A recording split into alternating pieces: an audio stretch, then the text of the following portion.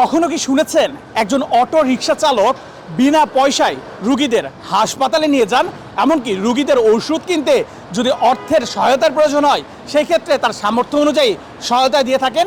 দর্শক, এমনই একজন অটো চালকের সন্ধান পেয়েছি আমরা। যদি একটু এই অটোটি দেখাতে চাই, এই অটোতে লেখা রয়েছে যে রাত 10টার পর হইতে ভোর 5টা পর্যন্ত ঢাকার মধ্যে যে কোনো হাসপাতালে রুগী নেওয়ার জন্য অটো রিকশা ভাড়া সম্পূর্ণ ফ্রি। শুধু তাই নয়, একই সাথে লেখা রয়েছে যে রুগী হাসপাতালে নিয়ে যাব, ওই রুগীর যদি টাকা ওষুধ কেনার জন্য টাকা বা ওষুধ কেনার জন্য টাকা না থাকে বা টাকার প্রয়োজন হয়, সেই ক্ষেত্রে এই অটো চালক যে রয়েছে তার তরফ থেকে যতটুকু সম্ভব সহযোগিতা করবে বলে কিন্তু এরকমই একটি অটো রিকশা আমরা দেখতে পাচ্ছি এখানে। এবং এই পুরো অটো রিকশায় কিন্তু ঠিক সেভাবেই ব্যানার, যেটি সেই ব্যানার লাগানো রয়েছে এবং এখানে একটি যেখানে প্যাসেঞ্জাররা বসবেন বা রুগীরা বসবেন সেখানে কিন্তু একটি ভিজিটিং কার্ডও দেওয়া রয়েছে এবং ভিজিটিং কার্ডেও কিন্তু এই যে অটো চালক রয়েছে তার মোবাইল নাম্বার সহ তিনি যেই কথাটি বলেছেন সেটিও কিন্তু লেখা রয়েছে। আমরা একটু কথা বলতে চাই এই মহৎ উদ্যোগ নেওয়া সেই অটো রিকশা চালকের সাথে। প্রথমেই আপনার নামটি জানতে চাই এবং এই যে উদ্যোগটি নিয়েছেন যে রাতের বেলা ঢাকা শহরের যে কোনো হাসপাতালে রুগীদের বিনা পয়সায় নিয়ে যাবেন, এমনকি তাদের যদি ওষুধ কেনার সামর্থ্য না থাকে সেক্ষেত্রে আপনার তরফ থেকে যতটুকু সহযোগিতা করা যায় আপনি করবেন, ওষুধ কেনার জন্য অর্থ দিয়ে সহযোগিতা করবেন। এই উদ্যোগটি কিভাবে নিলেন এবং এর পেছনের গল্পটা একটু জানতে চাই আপনার কাছে। প্রথমে আপনার নামটি একটু বলবেন। আমার নাম মোহাম্মদ সোহেল, দেশের বাড়ি পটুয়াখালী, থাকি এই নয়ানগর কুকলা। আর এটা হইলো আমার গাড়ি চালানোটা পেশা না। তারপরে আমি আমার একটা হুন্ডার আছে, হুন্ডার চালাই আমি যাইতে আসি একটা খ্রিস্টান বিল্ডিং। ওইনে এক বুড়া মহিলা একটা বাচ্চা নিয়ে কাঁদতে আছে যে তারে নিয়ে মেডিকেল যাইব, তো কিন্তু তার কাছে ফুল ভাড়া নাই। পরে আমি জিজ্ঞাসা করলাম, পরে বললো, তাই আমি হুন্ডাটা ওই জায়গায় রাইখেই পরে এই মহিলা নিয়ে আমি ঢাকা মেডিকেল নিয়ে গেছে একটা অটো নিয়ে। আবার সময় মাথায় ঢুকলো যে এরকম কিছু করা দরকার। তারপরে তো মেডে পিছিয়ে লাগা রয়েছি, এটাই পরে বানাইছি। বানানোর পরে আমি সেবাটা দিয়ে যেতে আসি।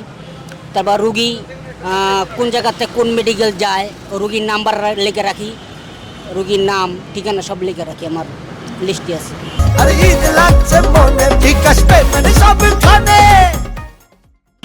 আপনি দিনের বেলা কি করেন? আপনি কি আপনার মূল পেশাটা কি একটু জানতে চাই। আমি দিনের বেলা কিছু করি না, আমার বাপেরটা দিয়ে চলি এই। আর এইটার টাকাটা দিয়ে শুধু সকালে নাস্তা খাই, 8 টাকাটা রাইখা দিই। অনেক রুগীদের টাকার জন্য ওষুধ কিনতে পারে না, অনেক রুগীদের টাকার জন্য মেডিকেল ভর্তি হতে না, অগরে দিয়ে দিই।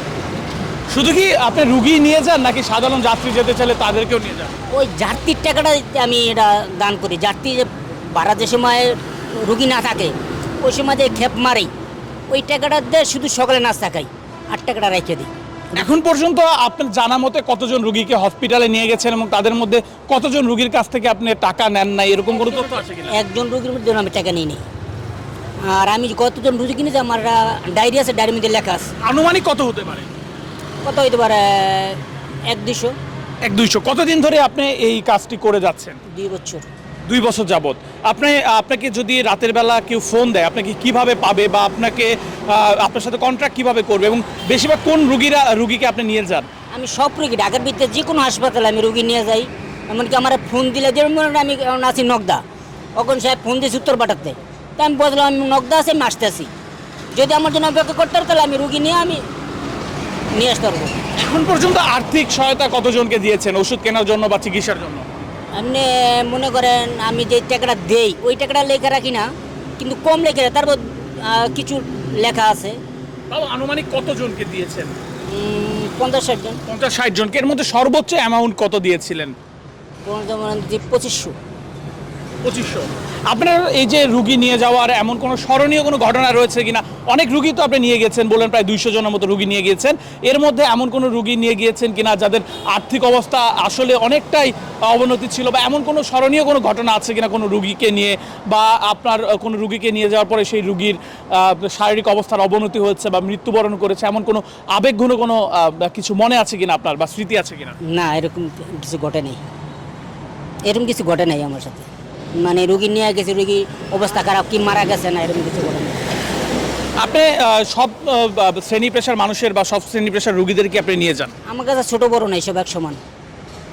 রুগীর পরিবারের যদি আপনাকে কেউ টাকা দিতে চায় সেই ক্ষেত্রে কি টাকা নেন? একটা চাও খাই না, তার কাছে একটা চাও খাই না। দেখা যাচ্ছে যে অনেক সময় হয় কি অনেক অর্থবান যে মানুষগুলো রয়েছে তারা গাড়ি পায় না, বাধ্য হয়ে হয়তো বা আপনার গাড়ি পেয়েছে বা আপনার সাথে কন্ট্রাক্ট করে নিয়ে গেছে, তাদের সামর্থ্য রয়েছে, সেই ক্ষেত্রে যদি আপনাকে টাকা দেয় সেই ক্ষেত্রে টাকা নেন কিনা বা সেই টাকা নিয়ে আপনি কি নেন কিনা বা নিয়ে কিছু করেন কিনা? এমনি আমার এক লোকে এই বিটিভির এক সাংবাদিক আমার 10 লাখ টাকা হাতছিল। আমার চিন্তা মতো একটা মাইকে কিনে সেবাটা দিব, পরে আমার 10 লাখ টাকা হাতছিল। আমি কেছি না, আমি পরের টাকা দিয়ে কিছু করবো না, যা করার আমার।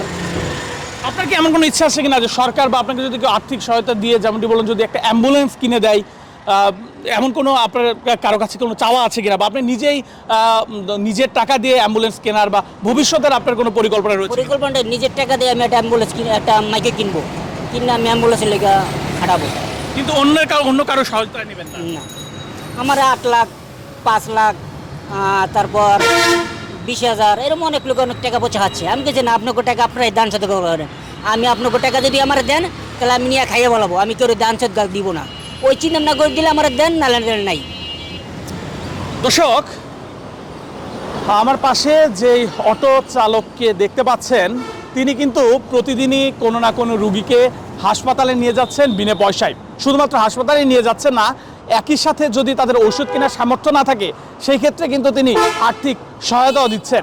তবে এর বিনিময়ে তিনি সরকার বা বিত্তবানের কাছ থেকে কোনো কিছুই চান না। তিনি চান নিজের পয়সায় একদিন একটি মাইক্রো কিনে বা একটি অ্যাম্বুলেন্স কিনে সেটি দিয়েই রুগীকে সেবা দিতে।